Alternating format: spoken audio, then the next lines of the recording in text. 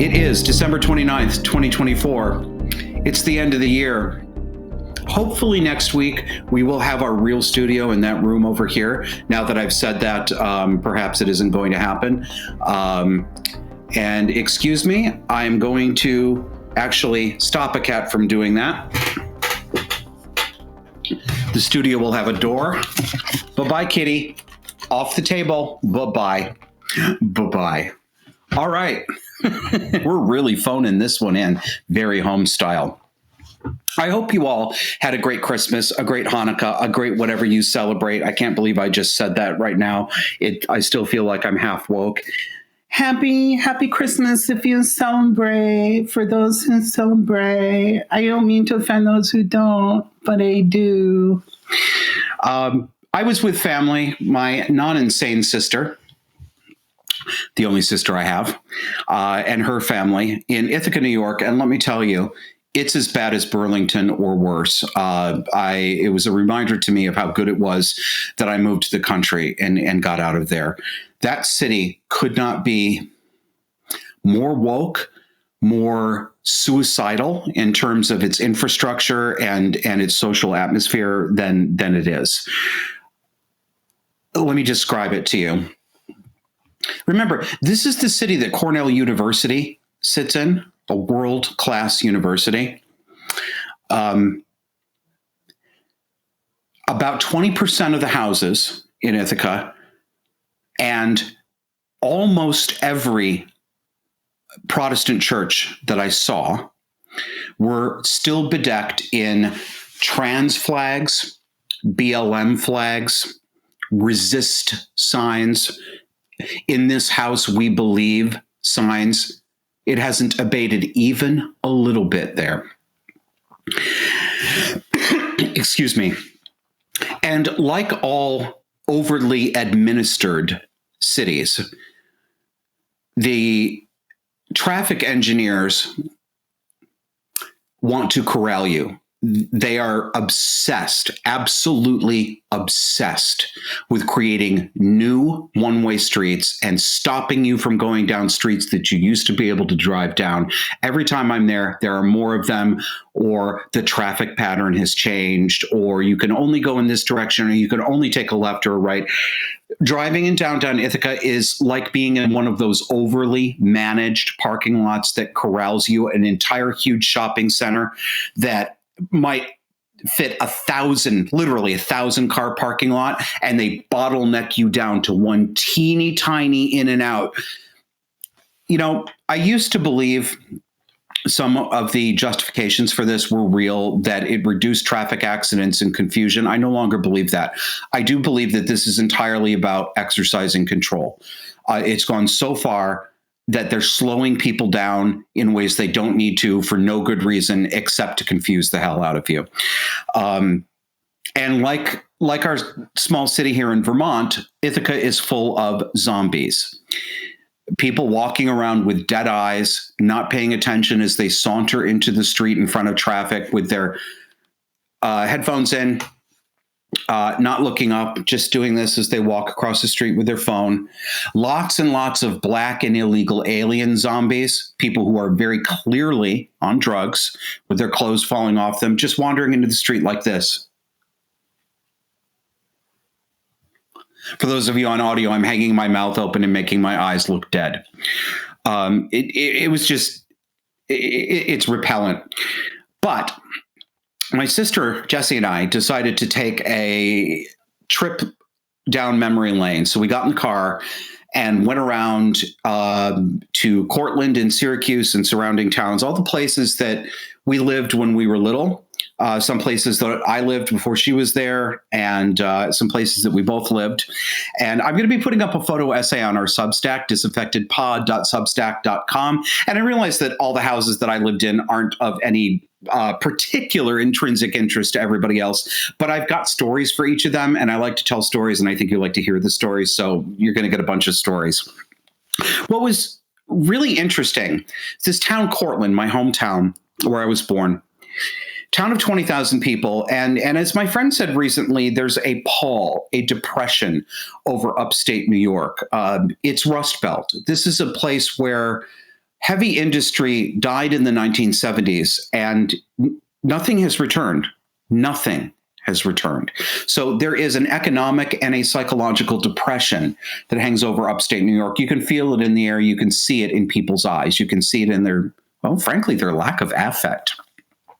But Cortland was so much more normal than Ithaca. It was like being in two different worlds. As soon as we got out of Ithaca city limits and started going through the country, all of those signs disappeared. And as we got closer and closer to Cortland, on the sides of farms and on the sides of businesses, manufacturing plants, local manufacturing plants, not branches of big companies, but homegrown manufacturing, what little is there.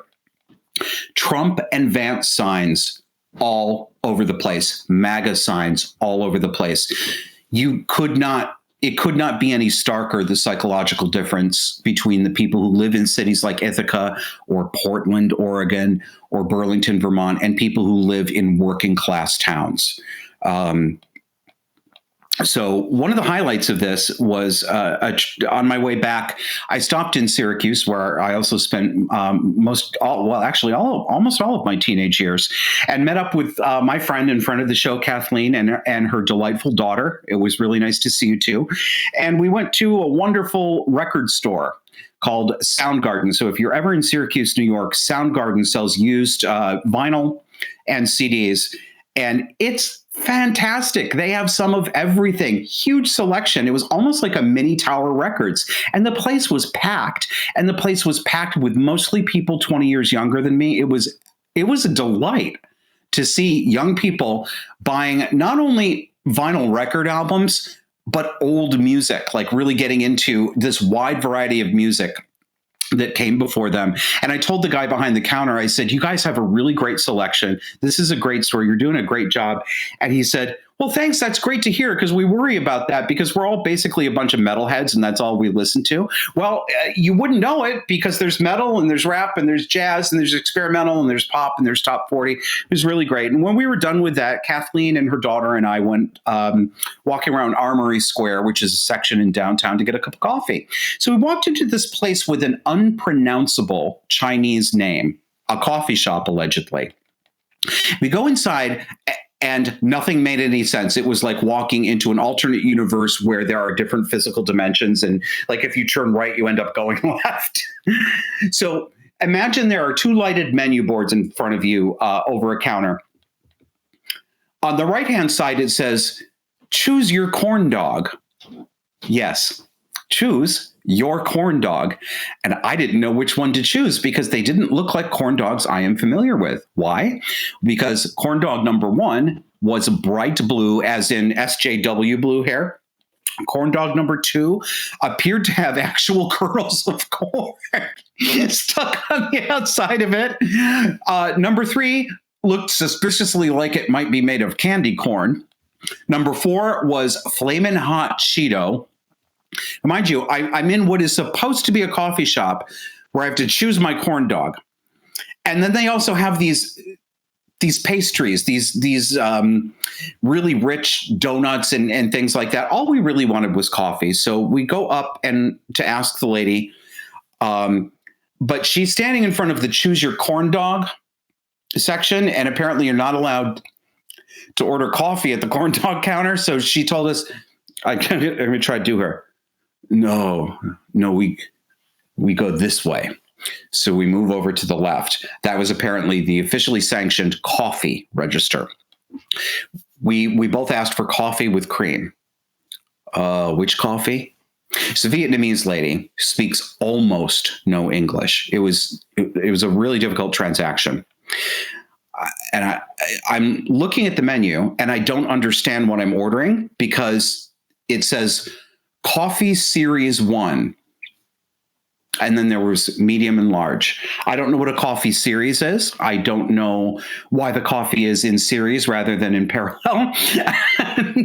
So I tried to communicate in simple language. And I said, I would like a cup of hot coffee, the most basic coffee you have, nothing special, with cream added to it. Coffee with cream. She's having a very hard time with this. Kathleen tries as well Doesn't get any farther. We just decide to say, we'll have series 1. So 15 minutes later, we're sitting at a table. 15 minutes later, our coffee finally arrives. Well, it's Vietnamese coffee, which is, I don't know all what they put in it, but it's good. It's delicious stuff, but it's sweetened and it's got some kind of, I think it's got condensed milk in it. So the answer to this was they only serve Vietnamese coffee. And had the sign said that, I would have understood and I'll said, I'll have a Vietnamese coffee. Then she apologized that she couldn't find any extra sugar. And we were like, oh, no, it's sweet enough already. So what was so strange about this was, Kathleen, I think, had it right. She said, I wrote this down. I feel like I've walked into someone's living room by mistake and I'm not supposed to be here. I don't know how to communicate my order without feeling like I'm doing something wrong. Nothing seems normal. And that's exactly what it was like. We get the coffee from the Vietnamese lady who speaks zero English. And we get the donut for Kathleen's daughter from what is clearly an Ethiopian or Nigerian young man of about 16 years old. You know the type. Blackest possible skin, very, very thin, small frame, stick thin, right? Like you look at him and you're just like, please come over. I want to feed you dinner. Nice kid, but he doesn't speak any English either. Now, you're going to tell me that they're not illegal aliens? Why is there this expensive coffee shop with computerized menu boards that don't actually communicate anything, obviously with a business license in an expensive building in Armory Square, staffed by people who speak no English, who clearly could not pass the citizenship test? This is just normal now. We're going to talk more about immigration later in the show. I have nothing against these people themselves. They weren't rude to us or anything like that. It's not their fault that they don't speak English very well, but frankly, they shouldn't be allowed to be here if they don't speak the language, right? So it's not about these people. It's about this system that we're in. So anyway, that was after Christmas. But Christmas itself had some interesting surprises, and I wanted to tell you about them. What's left of my family, the good people, my sister, my brother-in-law, my nephew, well, we feel pretty blessed to have each other because we didn't for a long time, being set against each other through our mother's machinations. But it was really nice to spend time with them.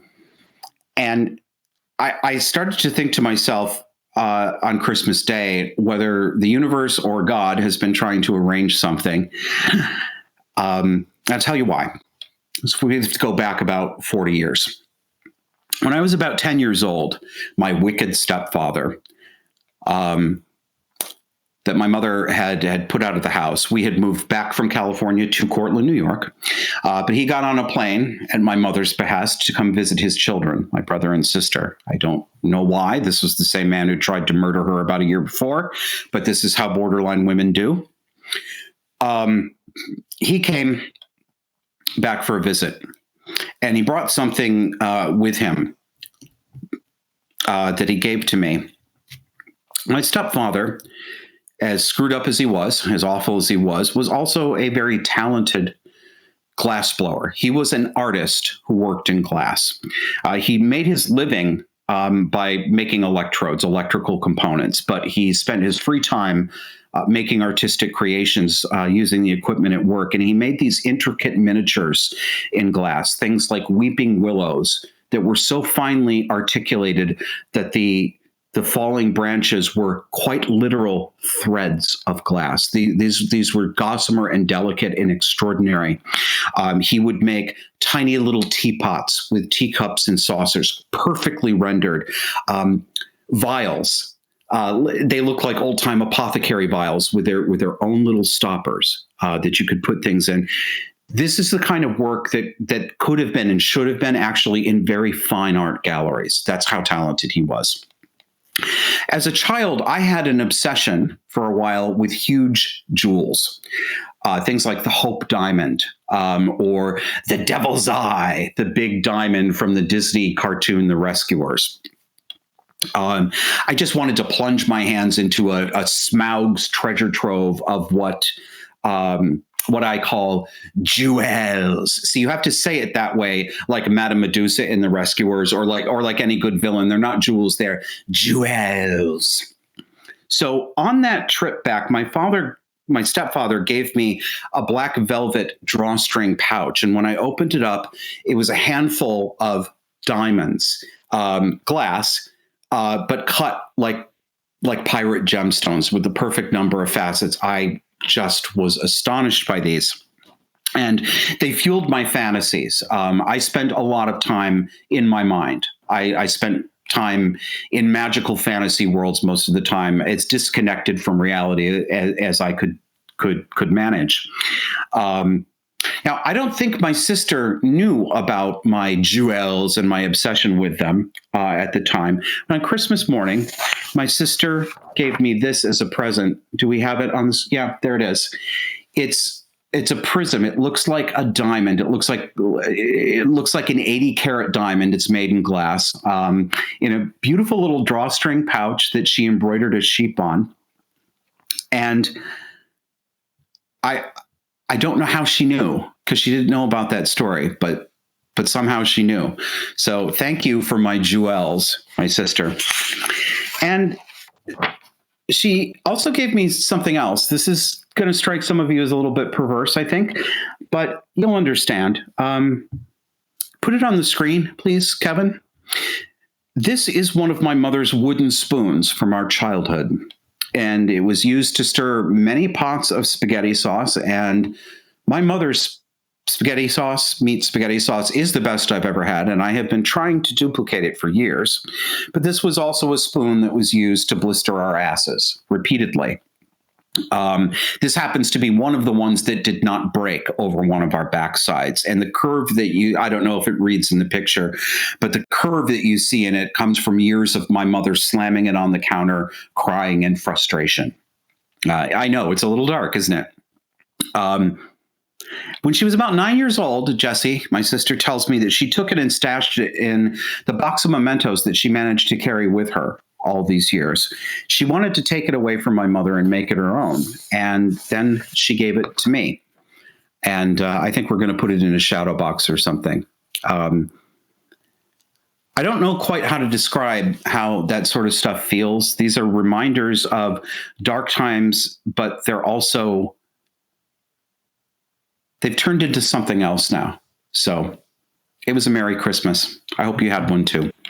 Let's talk about H-1B visas. Now, this week I've been home with family. Kevin's had the flu. We haven't done nearly the kind of show prep that we usually do. So I have not been able to research very deeply into this. I'm probably going to get some things wrong, letting you know. From what I understand, the H-1B type of visa is a visa that is allegedly supposed to be used to bring over highly skilled workers or skilled workers in certain fields that we don't have enough people to work in, and they're temporary. I think they go 3 years, perhaps 6 years. And for a better and deeper explanation on this, my friend Holly Mathner, who writes on Substack, she's got a good essay called About H-1B Visas. I'm going to give you a little bit from it. I'll just read it to you. She says, over the last couple of days, Twitter has been overrun with controversy that involves Elon Musk's personal involvement, which is why it's spreading off of Twitter. I have a tentative opinion. Tentative because I don't pretend I know the answers here, but I do have some personal experiences, including a directly relevant story from the Fortune 500 company where I used to work. First, the context and history of the controversy. Elon Musk and Vivek Ramaswamy spent part of Christmas Day arguing for the expansion of H-1B visas. Ramaswamy argued that American culture is the problem in an odd thread that went after Zach Morris, a character from the old show Saved by the Bell. Read the rest of Holly's essay to get the backstory on this and to see what it looks like in the real world in a Fortune 500 company where they use the H-1B visa program. Here's the short boiled down version. It looks like these visas are regularly and systematically abused to bring in low-skilled workers or just mediocre workers simply because you're allowed to pay them less than you have to pay American citizens. This shouldn't surprise anybody. It should be absolutely no shock. I would not be surprised if 90% of those visas were being exploited that way, because that's just how America runs now. Obviously, American commentators looking at this on Twitter/X were getting pissed, and MAGA people particularly were getting really pissed off at Elon Musk. He starts out with this tweet relating to that. Speaking of the visas, he says, no, we need more like double that number of immigrants yesterday. The number of people who are super talented engineers and super motivated in the USA is far too low. Think of this as a pro sports team. If you want your team to win the championship, you need to recruit top talent wherever they may be. That enables the whole team to win. He goes on with this, and this is what really got people's goat. This next tweet. The reason I'm in America, along with so many critical people who built SpaceX, Tesla, and hundreds of other companies that made America strong, is because of H-1B. He's referring to his own immigration from South Africa. Take a step back and fuck yourself in the face. I will go to war on this issue, the likes of which you cannot possibly comprehend. So he had a tantrum. Fuck yourself in the face. Trying to get me going, Elon? On the first date? Vivek Ramaswamy is getting pie thrown in his face, too. I'm just going to read. He had a very long tweet. I'm going to read it to you. He says, the reason top tech companies often hire foreign-born and first-generation engineers over native Americans, and yes, he put native in quotation marks, as if we're not really native to the country. He would never do that, would never do that if it were about anybody but white people and basically the English stock that settled this country. My family's been here since 1632. Thank you very much. I am a native American. Back to him. The reason top tech companies often hire foreign-born and first-generation engineers over Native Americans isn't because of an innate American IQ deficit. That's a lazy and wrong explanation. A key part of it comes down to the C word, culture. Tough questions demand tough answers. If we're really serious about fixing the problem, we have to confront the truth. Our American culture has venerated mediocrity over excellence for way too long, at least since the 90s and likely longer. That doesn't start in college, it starts young. A culture that celebrates the prom queen over the math Olympiad champ or the jock over the valedictorian will not produce the best engineers. A culture that he's referring to a whole bunch of sitcom characters that won't make any sense. Same kind of thing. But he does say about these television shows that he says had characters that elevated mediocrity. He says, I know multiple sets of immigrant parents in the 90s who actively limited how much their kids could watch these TV shows precisely because they promoted mediocrity. And their kids went on to become wildly successful science, technology, math graduates. He says, we need more weekend science competitions, fewer Saturday morning cartoons, more books, less TV, more creating and less chillin'. We need more extracurriculars and less hanging out at the mall, says Ramaswamy. See where? Oh, it keeps going. At any rate, I don't need to read the whole rest to you. The whole rest of this to you. Several things are going on at the same time as this fight goes on. And no matter where you may fall in this dispute, everybody participating actually has raised some good points. There are several things that are uncomfortably true at the same time, even if they're being said by somebody that you're angry at the moment. Number one, Elon Musk appears to care only about his ability to preferentially hire cheaper foreigners and not to care about the fact that Americans are having a hard time getting jobs. That's the appearance. That's what people are taking. I'm sure he would dispute that if we were talking. But that's the perception that he's giving off, I think, and that people are picking up. Whether that's really his stance or not, it's what he appears to be saying, and Americans are going to be angry about that. That's reasonable and predictable. Number two, Vivek Ramaswamy is correct that our scholastic standards are in the toilet. He is right about this. We all know this. Everybody listening to the show, watching the show knows this. Lots of people on the conservative right know this. We've all been saying it. So let's not suddenly pretend it isn't true because somebody insulted our family. Come on. The last two generations, millennials and Gen Z, are the worst educated and the least literate. And I do mean literacy. I do mean ability to write and speak and read, but I also mean culturally and historically absolutely illiterate. They are the most illiterate and uneducated generations we have ever produced in this country. That's simply a fact. That's not saying they're terrible kids. It is saying correctly that they have been failed and they are inadequate. They don't measure up. That didn't become not a fact just because our feelings are hurt that Vivek Ramaswamy, the slick billionaire Indian, I know he's an American, but I mean, come on. Just because he said it and we got our feelings hurt doesn't mean it isn't true. It is true. So I would ask people, don't split like a borderline. Don't go back and forth between extremes. The trouble is that right now, no American who shares this point of view wants to hear this from an Indian billionaire. And that's entirely understandable. Ramaswamy could have predicted this. It was a really tone-deaf way to speak about it. White Americans have spent decades being told we are shit, we're racists, we've raped every country on earth, we've exploited every natural resource in every country, everything we have we've stolen. This is what we've been told. We've killed all the black people, and we're just born this way. Whiteness is evil, and we have whiteness. It's our original moral sin. Well, we're fucking sick of it.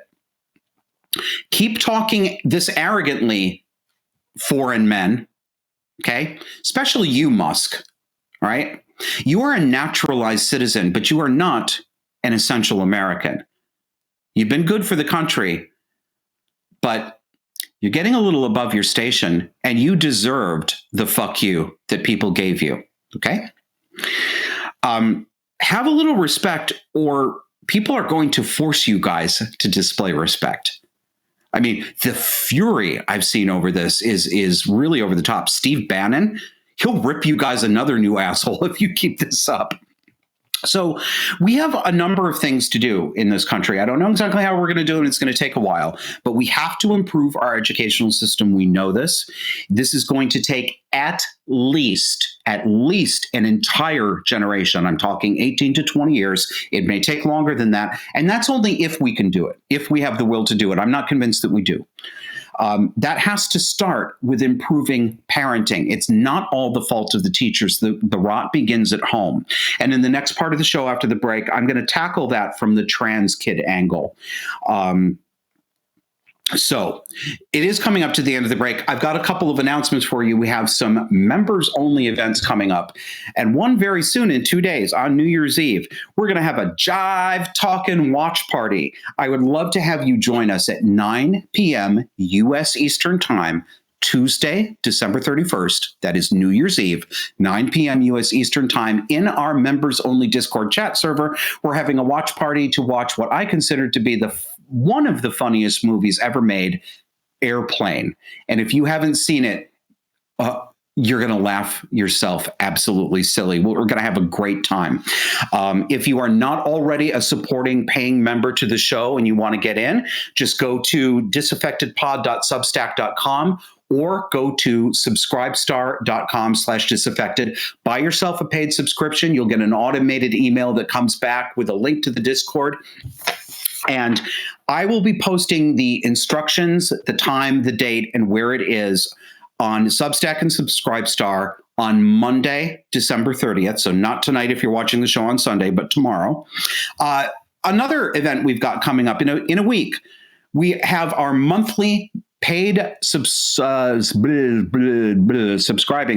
members in what we're calling the Sanity Lounge coming up online Saturday, January 4th at 12 p.m. U.S. Eastern Time. Again, this is for paid member supporters, and we have a conference platform that you can all come in and talk to each other. And again, this week, check our Substack or our Subscribestar page, and we will be posting the details for you there.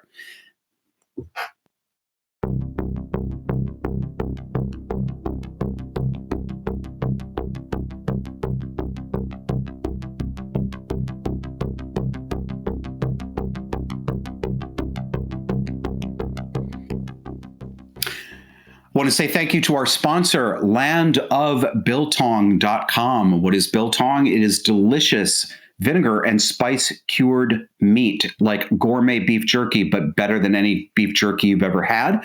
Comes from Anton van Buren and his family. They're actually immigrants from South Africa, and they are now in Texas, making wonderful meat. I love this stuff. As a matter of fact, once I said I wasn't going to do this on the show because it would be gross. But Kevin, if you can come back to me, I'm actually going to show the people the real stuff. Yeah, here we go. I'm going to actually eat a piece of it. It comes in these bags. They're resealable. This is just plain Angus beef. Delicious. It's actually delicious. Now that I put it in my mouth, I'm going to have to chew talk to you. Sorry about that. Kevin's in my ear. Stuff is wonderful. We'd love to have you support our sponsor because they support us. Go to landofbiltong.com. There's all different kinds of varieties. It's very good for you. No carbs, lots of animal fat, lots of lean beef. And if you want 10% off your order, use promo code JOSH10. If you would like free shipping within the United States, simply use promo code JOSH and come back and see us after the break.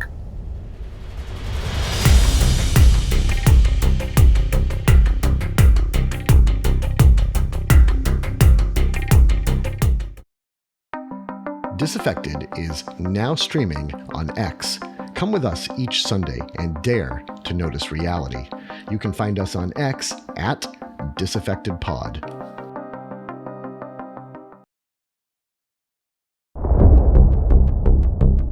Welcome back. Don't forget to follow us on X, formerly known as Twitter. That is where we put our short clips and highlights from the show that are fun size, just like those little candy bars, so that you can share with a friend. We would really appreciate it, actually, if you find a clip that you like, share it around on your social media. It gets more people putting their eyeballs on our show. We are at DisaffectedPod, at DisaffectedPod. All right. I want to talk about, well, I'm actually going to read to you a version of something that I posted on Substack titled Be a Parent, Not a Pansy. And I want to say up front, this is direct and kind of unfiltered. This is not the approach that I take in private consultation and counseling with clients. As you know, I offer 1-hour sessions through joshuaslocum.net about family issues, work issues, cluster B, woke stuff. I don't take this approach that you're going to hear from me in one-on-one sessions with people. I'm speaking now to a general audience. I think this is the right tone for a general audience. Shocked parents that I see online of newly minted so-called trans kids. These parents, these kids who are announcing their new identity either in late teen years or in early adulthood. Some people refer to them as having rapid onset gender dysphoria, although I believe actually almost none of these kids really have a psychiatric condition that we could call gender dysphoria. I think that this is a currently fashionable symptom to latch onto that reflects real underlying anxieties and often trauma, not always, but often. But no, these kids, no, they don't have gender dysphoria. They have not been thinking their whole lives about how they were uncomfortable in their male or female body. That's not what's happening. But parents often express shock and bafflement at this, obviously. But I want to say to these parents, because I read a lot of the stuff that they write online, you have some responsibility for what happened to your daughter or son. I know you don't want to hear that. And I know you don't want to hear it because you won't hear it. You say that, well, it happened at school or they got radicalized online. And all these things are true. They're true. But you, the parent, you do have some responsibility for this.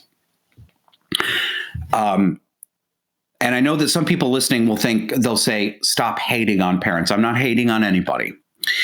I have compassion for their situation, for you if you are such a parent.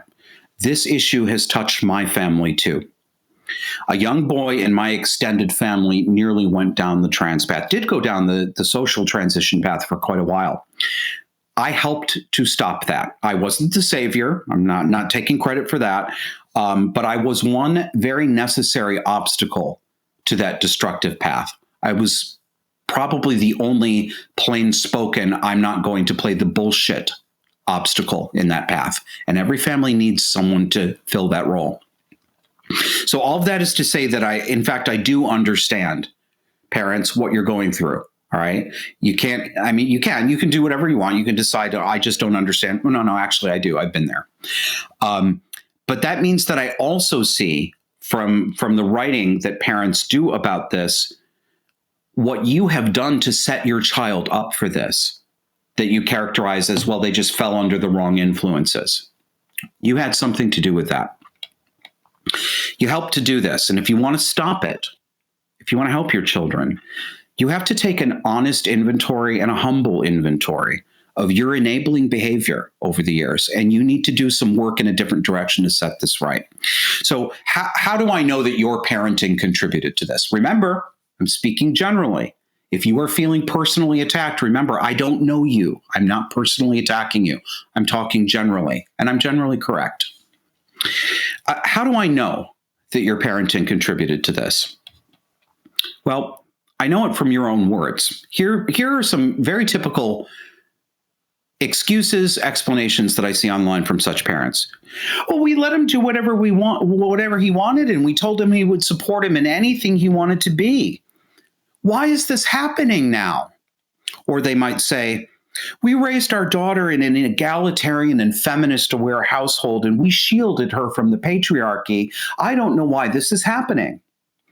Well, now here you are today in 2024 with, say, a 19-year-old son who tells you that he's a troon, and I read this kind of stuff from parents like you, as I just read the other day. We call him by his chosen name, but we're really struggling inside, and we really hope he doesn't decide to take the hormones. Or we try to gently ask him why he believes he's a woman. Here comes the really blunt talk. Do you fucking hear yourselves? Do you hear yourselves? If you don't, get out a tape recorder. I'm serious. And then listen back to it. You have inverted the parent-child relationship, and you started doing it when your child was born, many of you. As most millennial and Gen X parents have done, you decided that you were never, ever going to be in a position of authority over your children because you read authority as authoritarian, which is incorrect.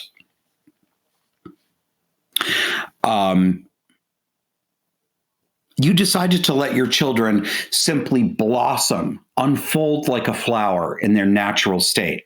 It's almost like you were reading Jean-Jacques Rousseau, Noble Savage, with your kids.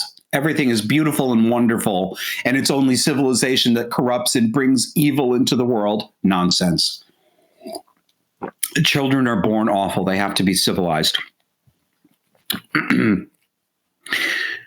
A better way to see this, I would ask you, to see it this way, is that this is about correctly recognizing your responsibility as parents and appropriately shouldering that responsibility.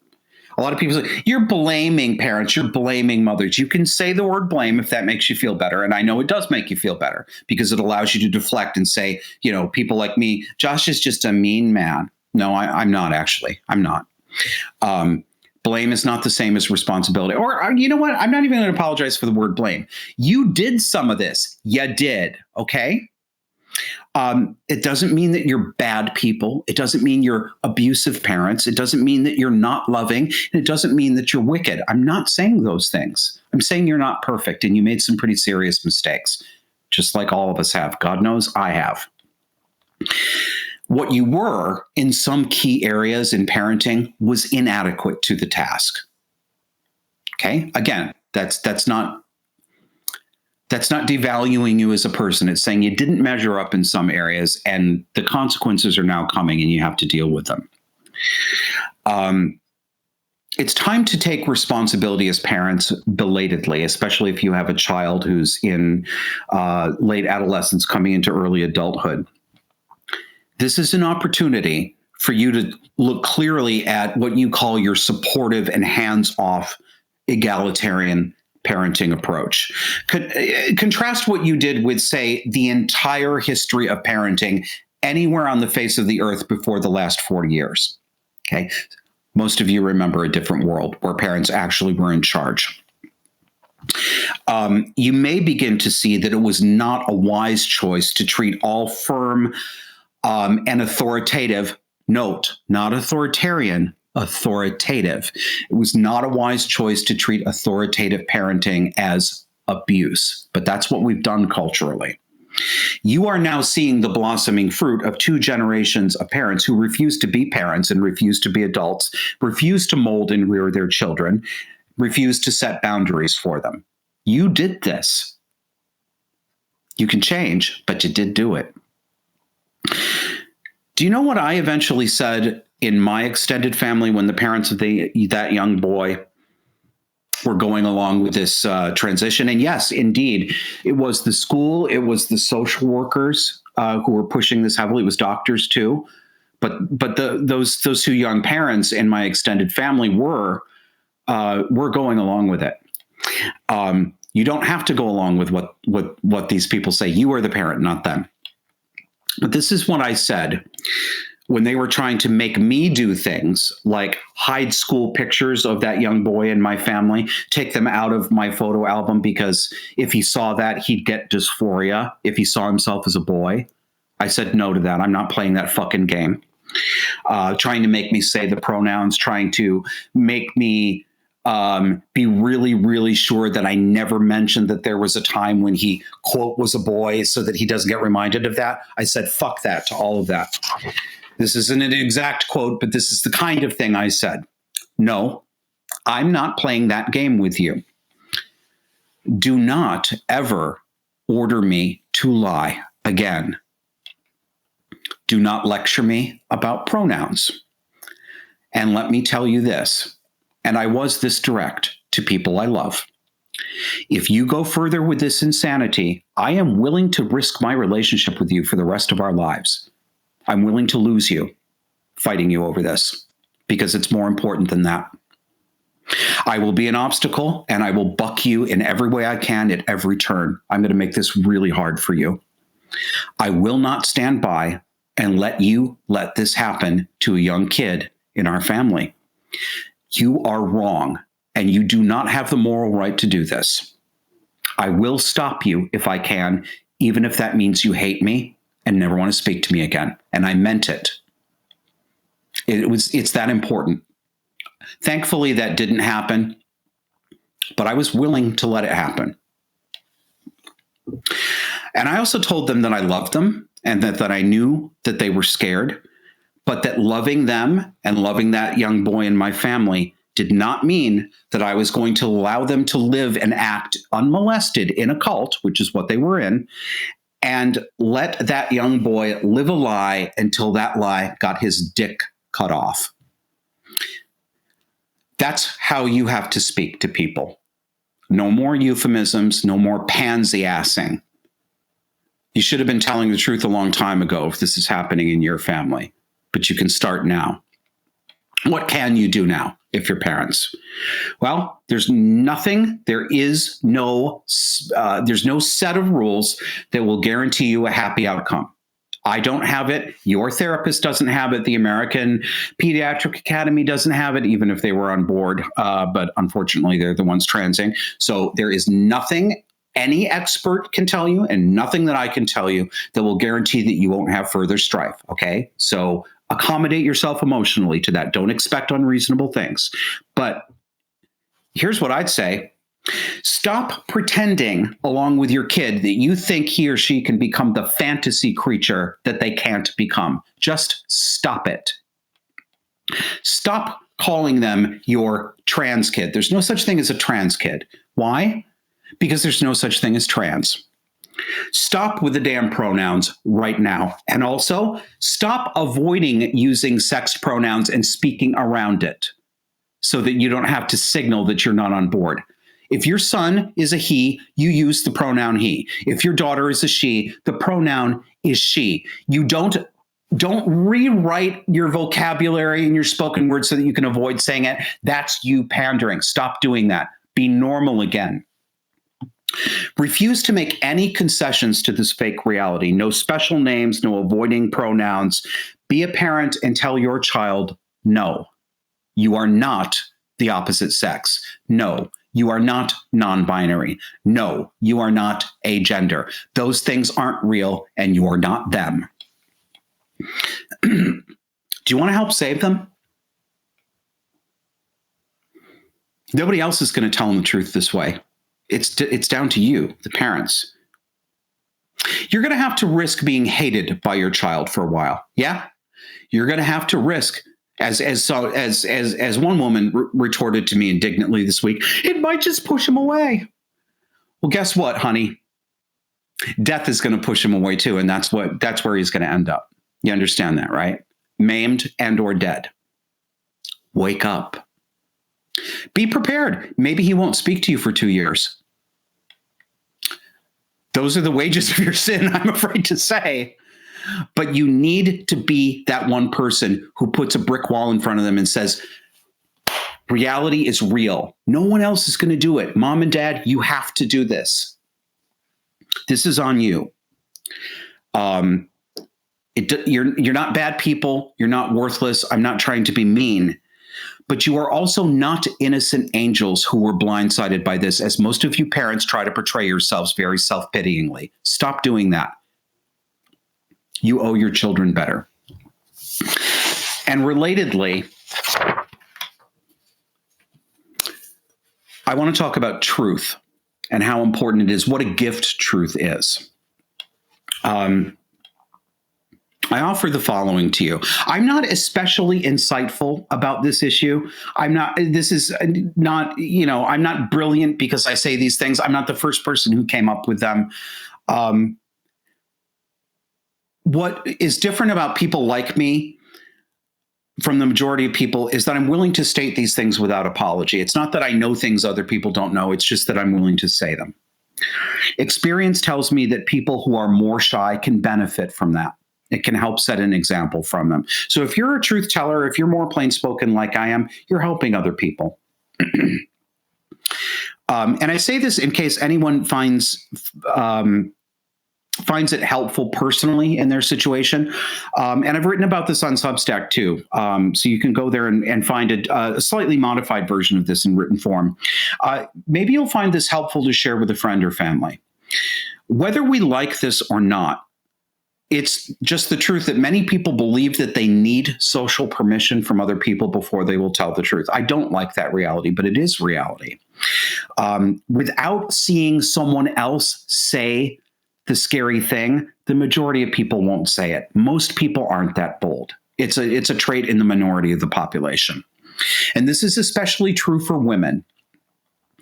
It's not exclusive to women, but it is especially true of women. Women are much more likely to be afraid to tell the truth if they know that will cost them social reputation points. Women are generally more socially conformist than men are.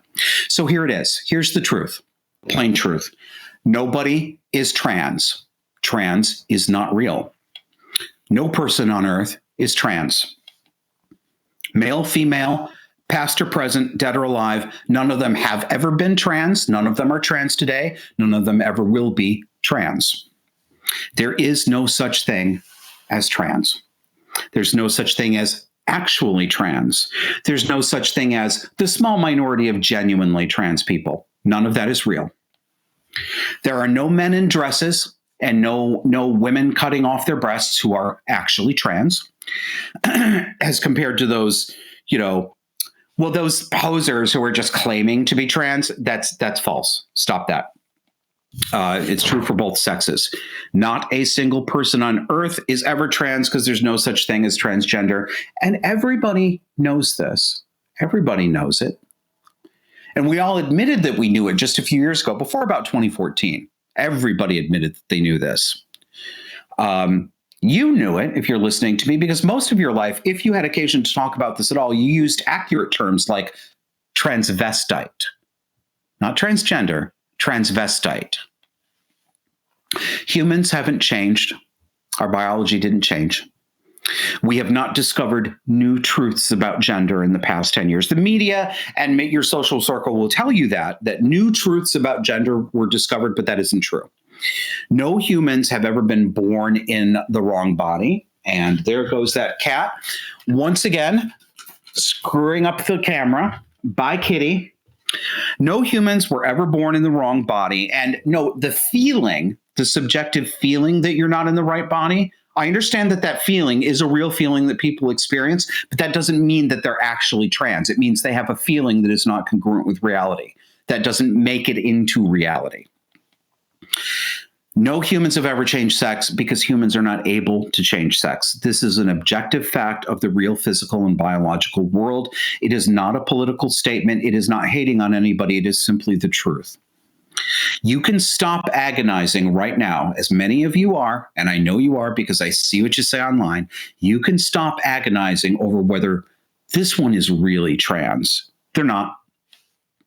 What you choose to make of that and how you choose to treat people who express that they feel that they are, that's a different question.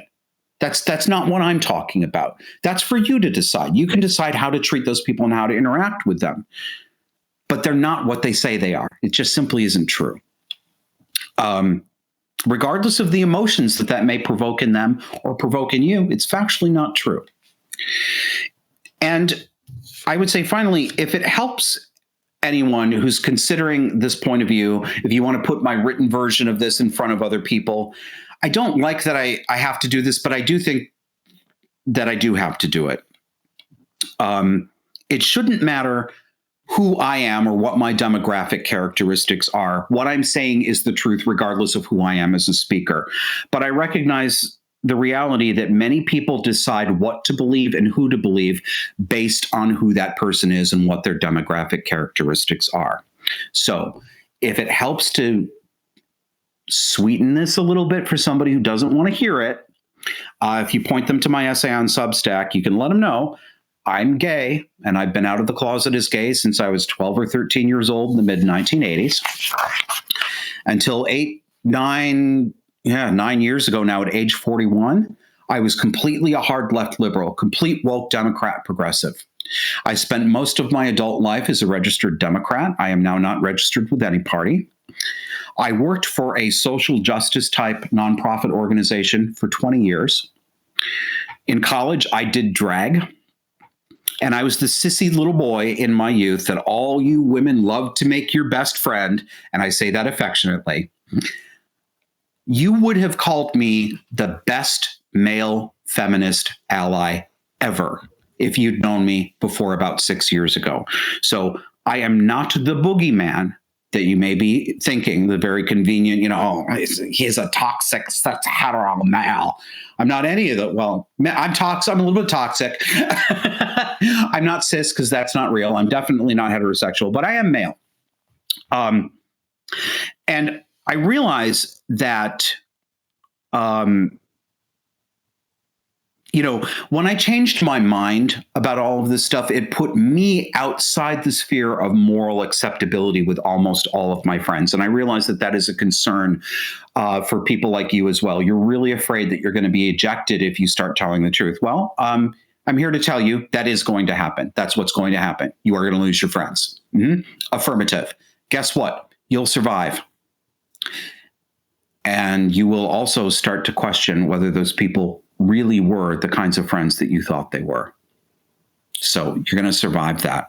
Anyway, I hope that's helpful to you. That's going to bring us to the end of the show, but I want to repeat that we've got a couple of special events coming up. Jive Talk and Watch Party. We're going to watch the movie Airplane on New Year's Eve. That's Tuesday, December 31st at 9 p.m. U.S. Eastern Time. Tomorrow on Monday, we'll be putting up the links and the instructions on both our Substack, which is disaffectedpod.substack.com, and on our Subscribestar page, which is subscribestar.com/disaffected. And again, coming up on Saturday, January 4th at 12 p.m. U.S. Eastern Time. Join us in our online conference platform for the Sanity Lounge. I don't know what the topic will be yet. Maybe there won't be one. Maybe there will. Maybe there'll be a surprise guest. But we're all going to get together and share a little sanity with each other in an insane world. And hopefully by next week, There will be a studio in that room, and we'll be back to how we looked and sounded before, and even better. And I probably jinxed it by saying that. So if we can't deliver that show to you next week in the new studio, I give you permission to, you can tell Kevin and me just absolutely how inadequate we are. That's the show. Happy New Year. We'll see you next week.